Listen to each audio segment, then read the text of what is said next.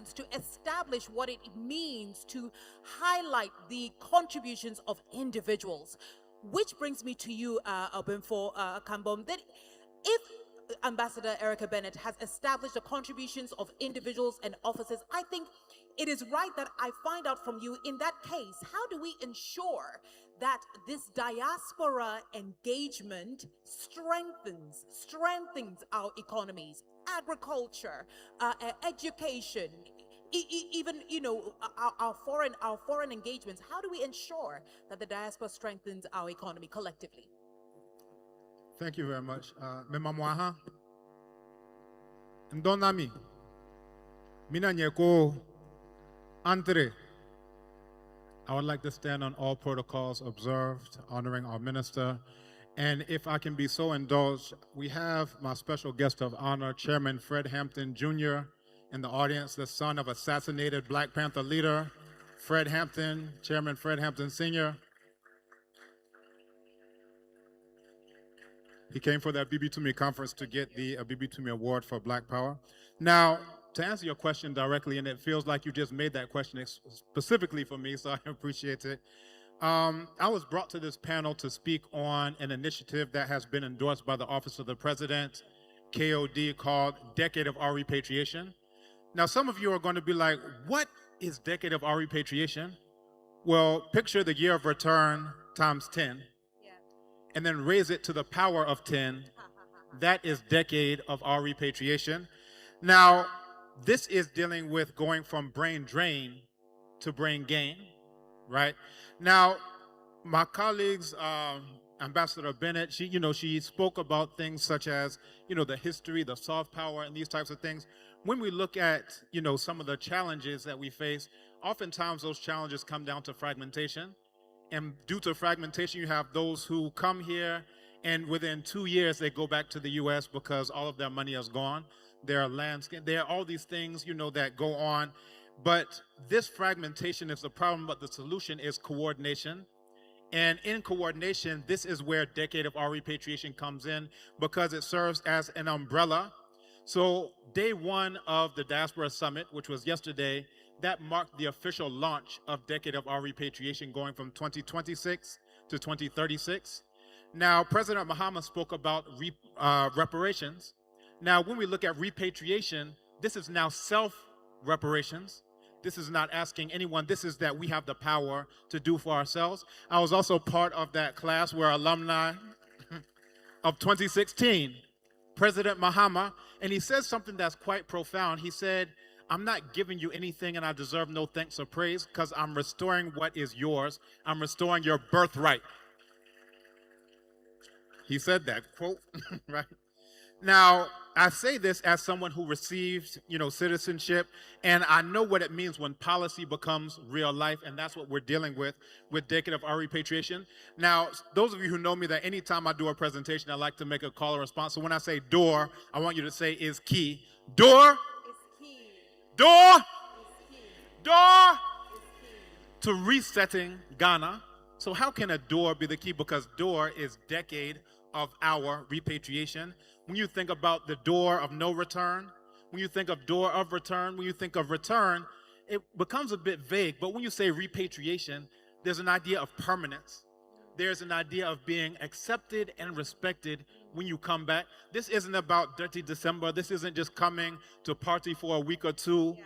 This is actually coming here and moving your wife, your children, your family, your savings, right, back to Ghana in order to build Decade of Our Repatriation. With D.O.O.R, we have Kazi, the Kwaku Ando Sustainability Institute, with whom we have an MOU. This is an eco-resort and training facility, a multi-million-dollar facility already operational in the Volta region. Under D.O.O.R, we have Shy Hills, Moringa, and Snail Farm. This is a 46-acre Moringa facility already here. We have the Beyond Investments in Obosomasi, just 2 towns away from me, where I am in Mampong. And this is a multi-million-dollar facility that isn't just a diaspora facility. There are those from Ghana, from Nigeria, from the UK, all over who are part of this facility. And then we also have Akriakrum. When people look at Akriakrum, they say, oh, is this another diaspora city? No, this is a $100 billion city for Ghanaians, not diasporans going off to their own enclave to be in a Black Panther, whatever, what are they doing? These are those who are women in the diaspora who have the funding, most of all, and the architecture in order to do a city that may well be the future capital of Ghana, along the lines of how Abuja was. So what I would like to say for anyone who is interested, and I will wrap it up, that the first 1,000 people who sign up for Decade of Our Repatriation, I want everyone to pull out your phone, and I know you have a phone. I teach at the University of Ghana, and all of my students are always looking at their phones. So everyone, I want you to pull out your phone and go to decadeofourrepatriation.com. And what I'll close on is that the proof is in the room. 27 years ago, my mother brought me to Ghana. Nana Mawia Kambon, if you can stand up. And this was in the first Sankofa journey. That's my mother. We're now in the 27th year of Sankofa journey, so if all the Sankofa sojourners can stand up. We have about 30 of you who are all distributed around the audience. We have the current president of the International Association of Black Psychologists, Dr. Monique Swift, who is part of this delegation. And again, this is the D.O.O.R, the Decade of Our Repatriation. You'll be hearing a lot more about it because this is something that is by us and for us as diasporans, both historic diasporans and recent diasporans. And I'd like to acknowledge my now seated brother, K.O.D., who was the first endorsement from the Office of the President for a Decade of Our Repatriation. He saw the vision, he saw the mission, and he got on board.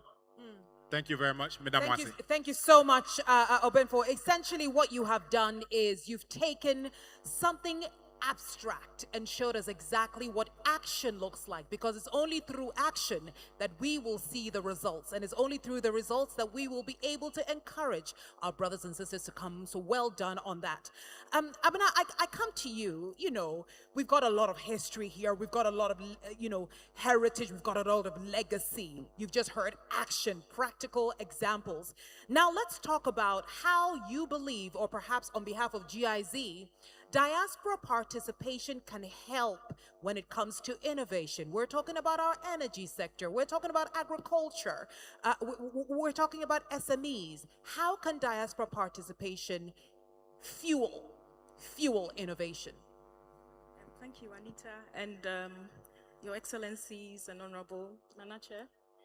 Permits me to also stand, as we say, on existing protocols. To address this. I must say, first of all, I'm speaking in the big shoe of my country director, Dr. Derek Axman, who happens to be out of the country. He extends his warmest regards and appreciation also for the invitation to this and the opportunity given.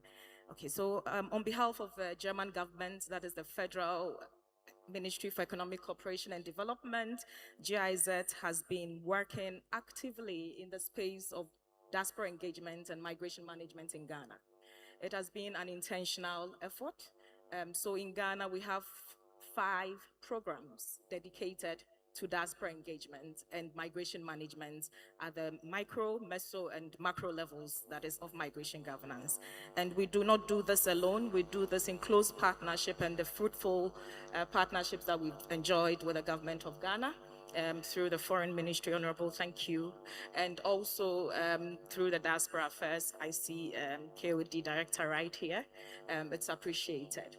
And so to your question, this year, coincidentally, marks 50 years of Ghanaian-Germany cooperation.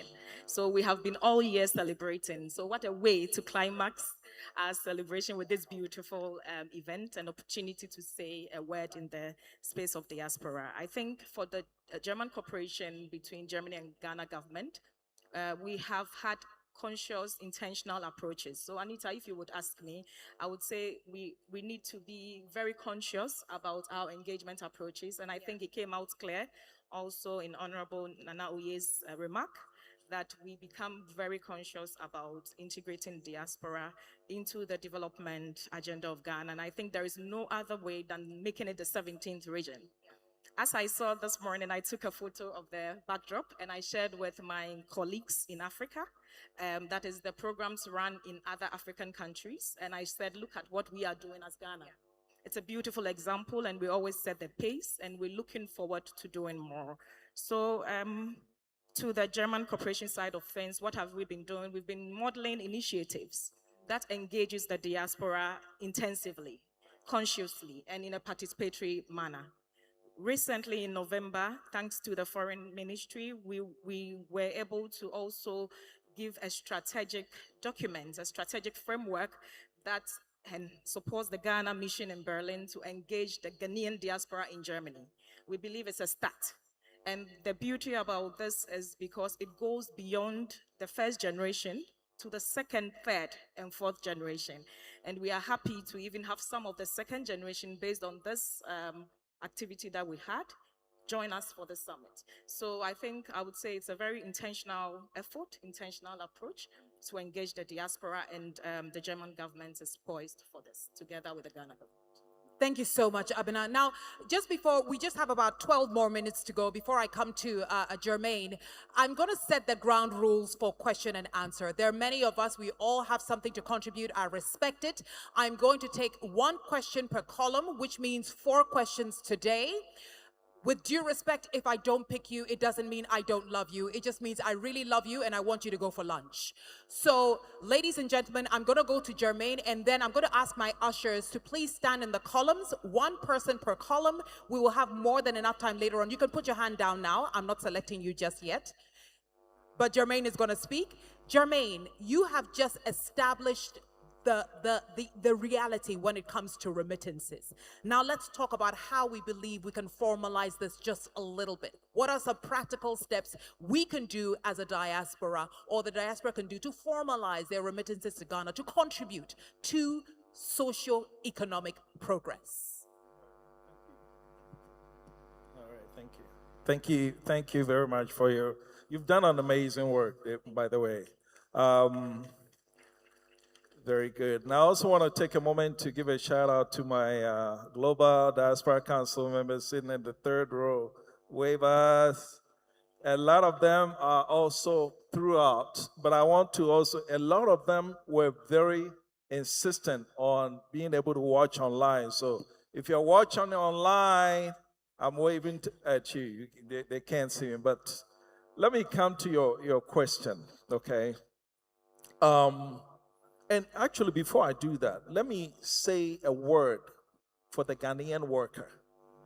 Because out there, people talk a lot of things. You know what? When I hear that, I get upset. Because when I came here to establish the Diaspora Network Television, my staff was phenomenal. Out there, people say, well, Ghanaian workers are like this, like that. I've seen none of that. As a matter of fact, 2012, I was fortunate enough to produce a movie. I casted Dumelo and Yvonne Nelson. At the end of the movie, we needed to explode a vehicle. We took it to a young man in Kumasi. His name is Adom. Where he sleeps, here is his bed, and here's his laptop and everything. He told us, give us 2 weeks. We came back, and he blew up the vehicle the same way people spend millions to do on soundstage in LA. So please, what you hear about the Ghanaian worker, they are skilled, they are still honest people. So if you're listening to me from out there, don't believe in any of that, okay? That said, how do we formalize what you just said about, look, for years, I've been pushing for the diaspora bond, and it hasn't been established. It wasn't until we ran a survey with the Global Diaspora Council members all over the world. And the question was, what would give you the comfort to contribute to a financial instrument that to develop a cache of funds for developmental projects in Ghana? And here are the responses. Option A, government control of the fund. B, diaspora control of the fund. And C, a strategic combination of both. Do you know what the results came in? For A, 0 response. 0. And for B, which is diaspora control, it was 12%. A strategic combination of both was 87%. So they do not, I mean, after you leave Ghana to go live elsewhere and see how government works, it's fair to say that you look back and say, maybe I won't trust my money with the government. But, and that is why we established the Homeland Fund. It's going to be diaspora-led, but working in partnership with the government to account for the 87% that said they would contribute to such a fund.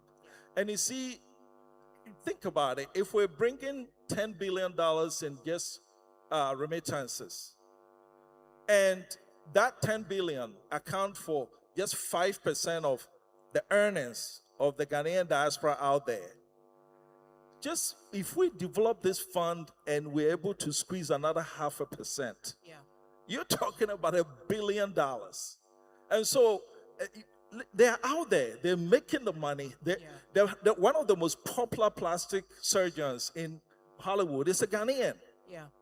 Compare them to the diasporas in the past who have done monumental stuff. And so my thing is, if we structure this relationship, we sit down and talk about how we develop the 17th region, I guarantee you, Ghana has not seen anything yet with regards to diaspora contribution. So I really, personally, we at Global, we are elated that this 17th region designation came in. And we stand ready to work with the government to make that great things happen for Ghana. Exceptional contribution. 4 questions, 1 from each column. Can I please have my ushers? Ushers, let's move quickly. We only have 8 minutes to go. Please grab the microphone. There's a lady on the 3rd row over here. She gets the first question.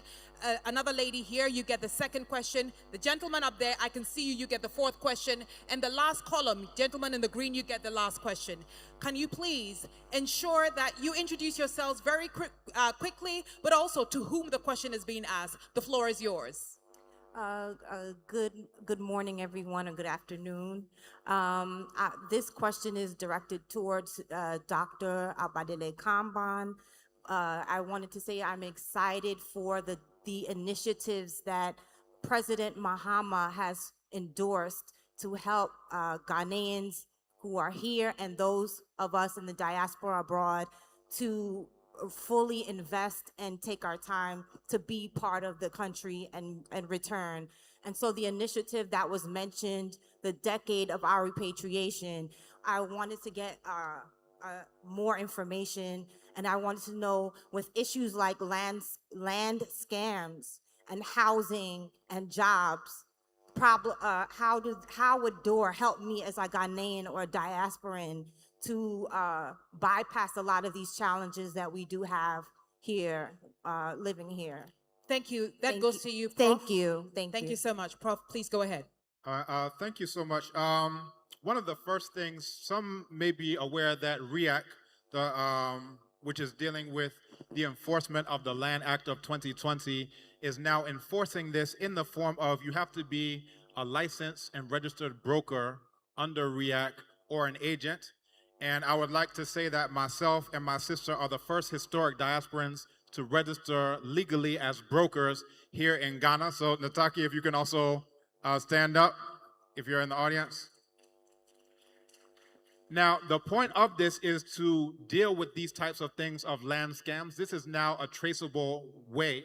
It's not just anyone who hops up and says, I'm a surveyor, anyone who hops up and says, oh, I can sell you land. This is a means by which the government is able to track and understand who is dealing with the land, who is dealing with the transaction, where are the taxes going, all of these things. And this really weeds out the fact that every Uber driver hops up and says, oh, I have a plot of land for sale for you, right?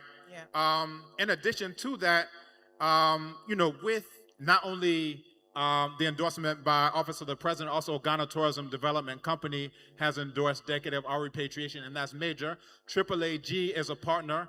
Ghana Caribbean Association is a partner. This means those who come through those associations, they'll already know which ways to go in order to avoid the pitfalls. Okay. There's a proverb in Yoruba, "Enito jinsi kokudo, kora yoku logbon." Enito jinsikoto, kora yoku logban. And it translates to someone who falls in a pit teaches everybody standing around wisdom. Everybody shouldn't have to fall into that same pit. And some of us who have gone on the path before can be able to show this. And finally, also, we have a partnership with the UNIA, Universal Negro Improvement Association. I'm wearing the proud colors of the red, the black, and green, which influence the flag of Ghana. And they have appointed me as an ambassador, not just for Ghana, but the entire continent. They just had a delegation of over 30, and anyone who comes through the largest organization, black organization in modern times, over 4 million at its heyday, that all of them are coming through a way that is vetted by the Office of the President, endorsed, and they know who they're dealing with. Beautiful. Thank you so much. Second question, microphone to the second column, the lady in the pink, please. Kindly give the microphone to the lady in the pink. Kindly, let's move very quickly, 6 minutes to go. And to whom your question is being asked, crisp and short and direct. Go ahead. Microphone is off. Could you kindly assist her to put the microphone on, please?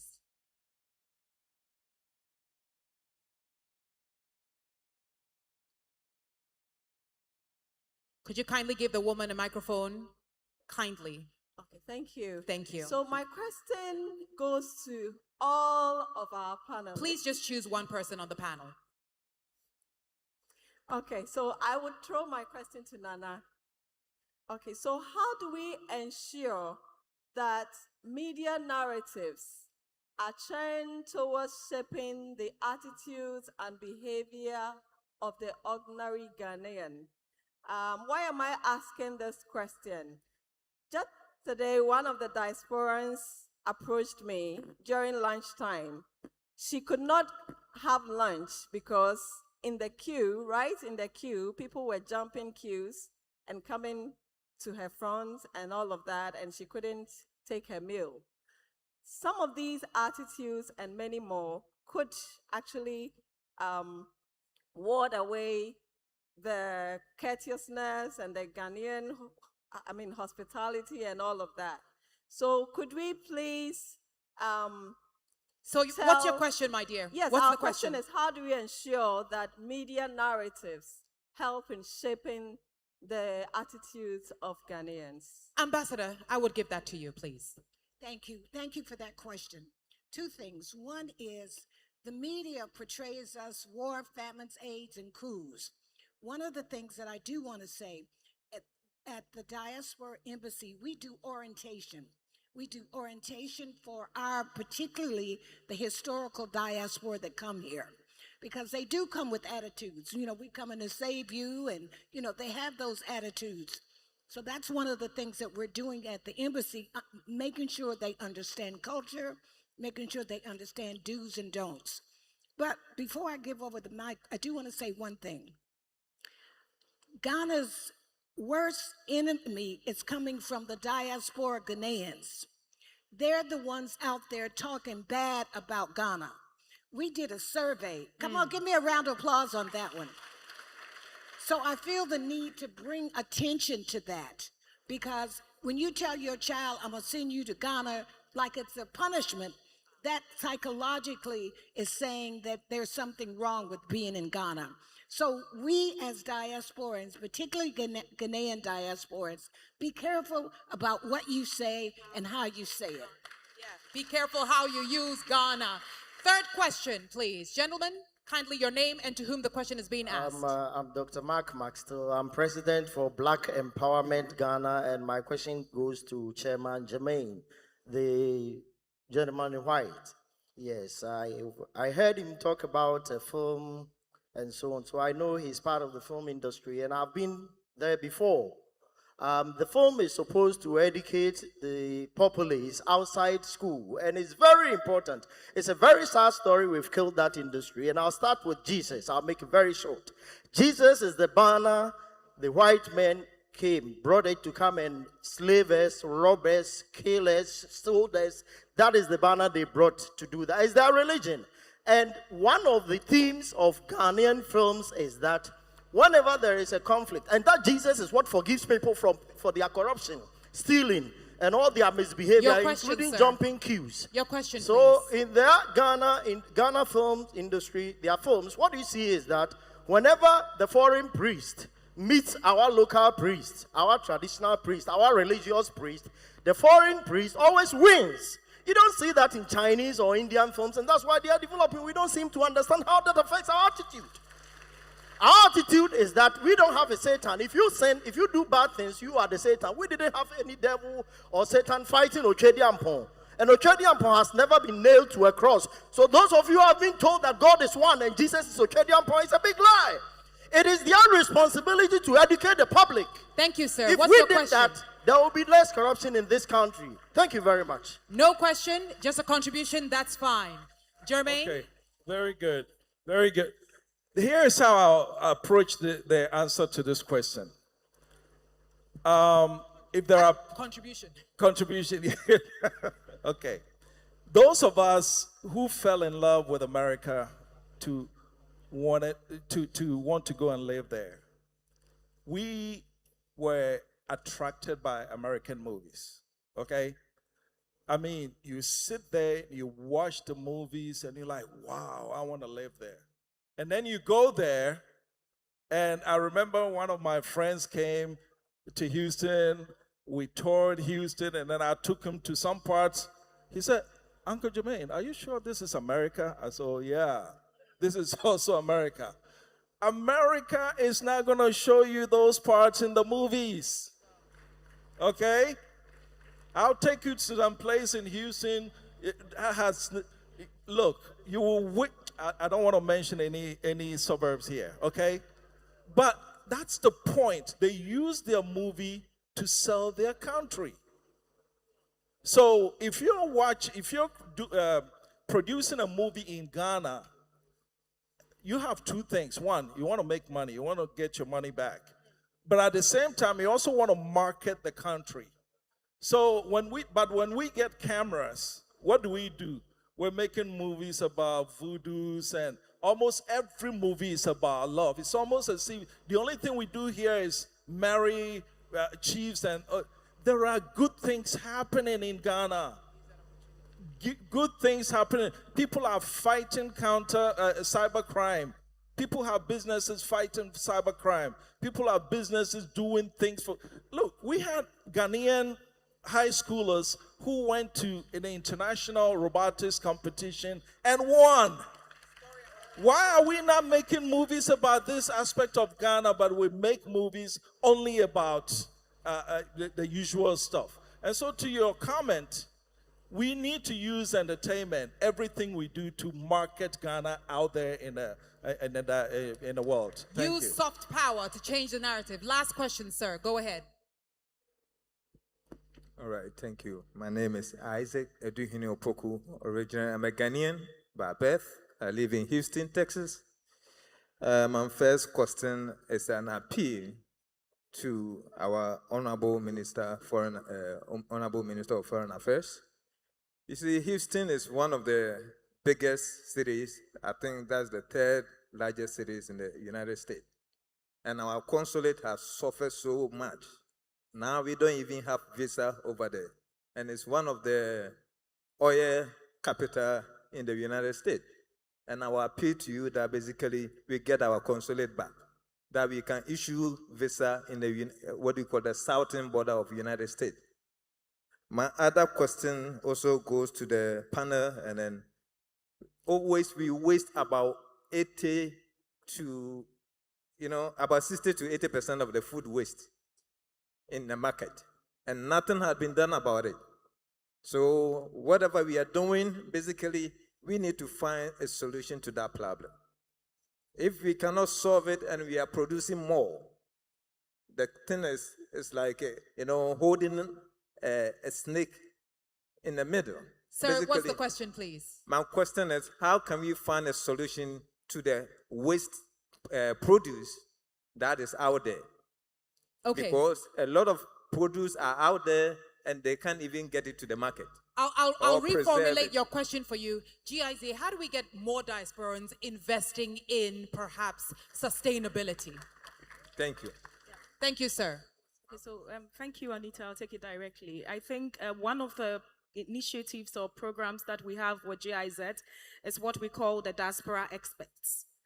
where I think it feeds into the brain gain that was mentioned early on, because we believe that when you are in the diaspora Germany and you have any link of a sort to Ghana, you should be able to give back voluntarily to Ghana.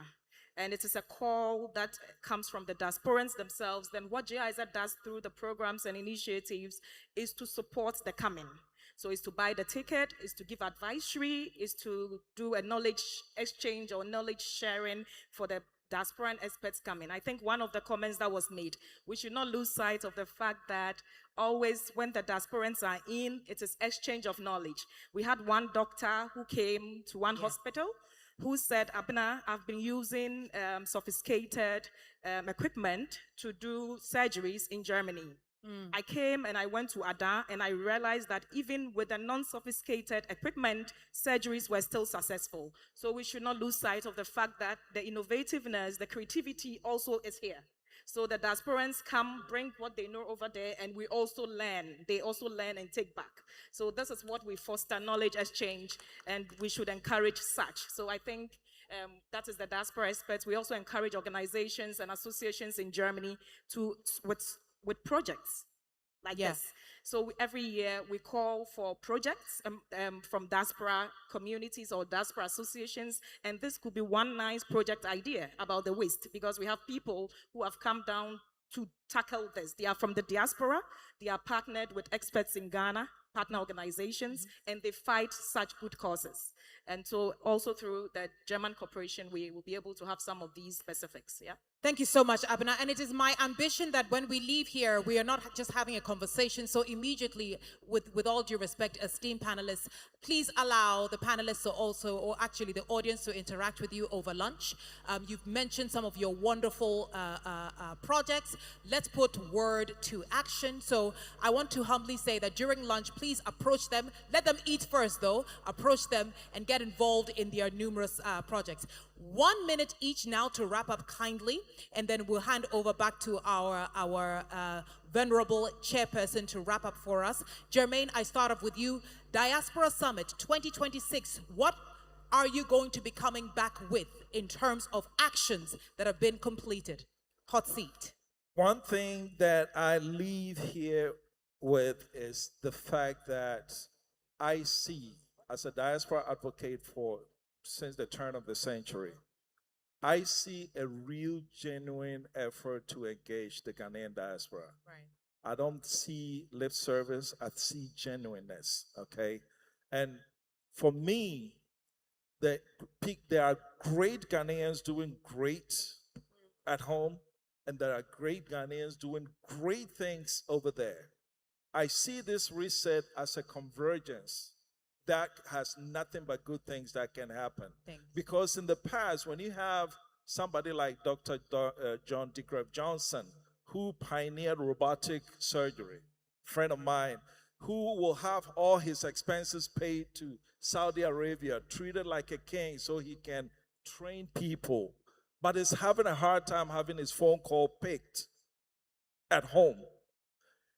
It can be a downer sometime, Right. but I think the future is bright for diaspora relations. Thank you so much, ladies and gentlemen. Mr. Jermaine Nkrumah, I bring it to you, Abenabio.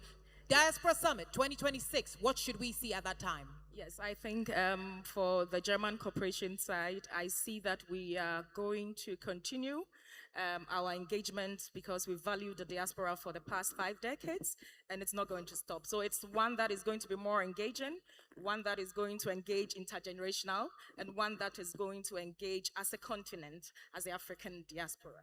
Thank you very much. Ɔbenfo Kambon.